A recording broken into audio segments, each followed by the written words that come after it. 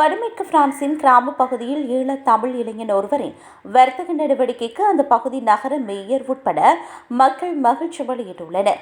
50வது பிராந்தியத்திற்குட்பட்ட பூ லெமோன் கிராமத்தில் இலங்கையைச் சேர்ந்த 23 வயதான சர்ஜன் தயாகரன் புதிய அத்தியாவசிய கடை ஒன்றை திறந்துள்ளார். கடந்த 11ஆம் தேதி குறித்த கடை தொகுதி திறக்கப்பட்டுள்ள நிலையில் அப்பகுதி மக்களிடையே பெரும் வரவேற்பை பெற்றுள்ளது.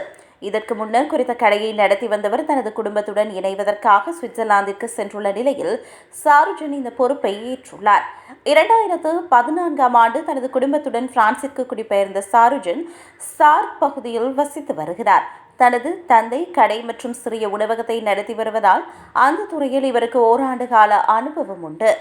இந்த வாய்ப்பு அவருக்கு எதிர்பாராத விதமாக கிடைத்துள்ளதாக குடும்ப நண்பர்கள் தெரிவித்துள்ளனர்.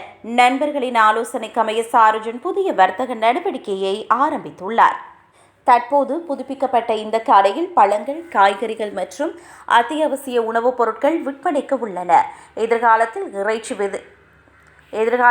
இறைச்சி வகைகள் மற்றும் தயாராக உண்ணும் சிற்றுண்டிகளை அறிமுகப்படுத்தவும் சாருஜன் திட்டமிட்டுள்ளார்.